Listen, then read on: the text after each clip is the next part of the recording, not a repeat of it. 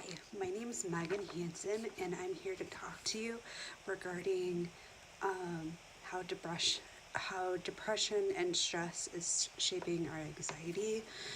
There's a very major study that is going on right now that is really quite interesting. It shows that 75% of our population is stressed, and then therefore it makes them depressed. It's very sad. I work in the ER at a local hospital, and just the amount of people that come in that are on antidepressants, and then people that come in that try to commit suicide, and they just don't want to be here anymore. The stress level is way too much, and it's really unfortunate. Um, the reasons why it should be taken seriously is because somebody can just end their life just like that. You don't. It's it's really sad because you don't know how. Like, I understand that you're like in a different state of mind because I've been there, but at the same time, it's like you don't understand how badly it'll hurt your family too. When Robin Williams killed himself, people said that he was very selfish, but in reality, he wasn't really there. He wasn't in his right mind to. So I wouldn't consider him selfish at all. It's sad that he got to that point, but I also understand it. I've been on both sides. I've been suicidal and depressed on many levels previously in my life.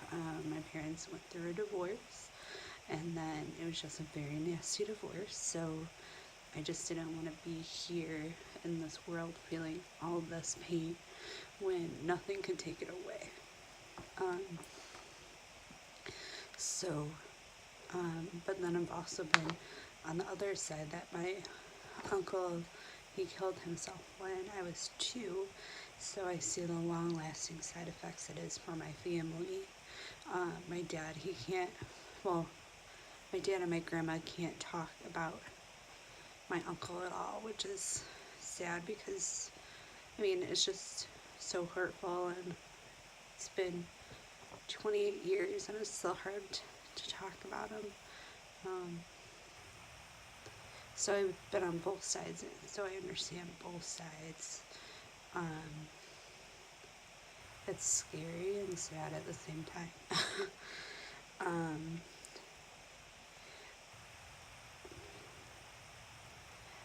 the tragic suicide of actor Robin Williams in August a couple years ago was a shocking and horrifying event.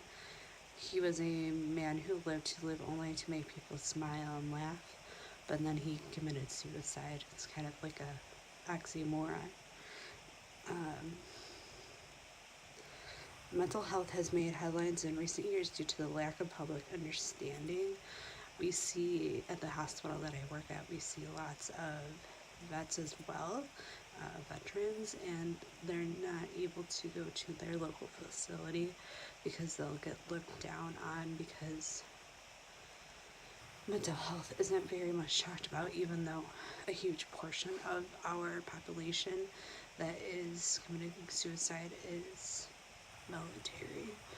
So they seek outside help. They go to our facility because then they won't get judged at the base.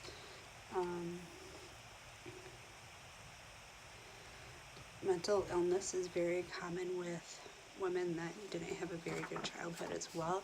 So then that brings in substance abuse, which doesn't help at all. It actually can make it worse, especially if you're bipolar or manic.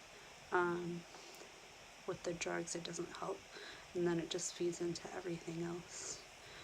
There is a website and phone number that you can use to call if you do feel suicidal. It's 1-800-273-8255 right there. And then you can also get help there.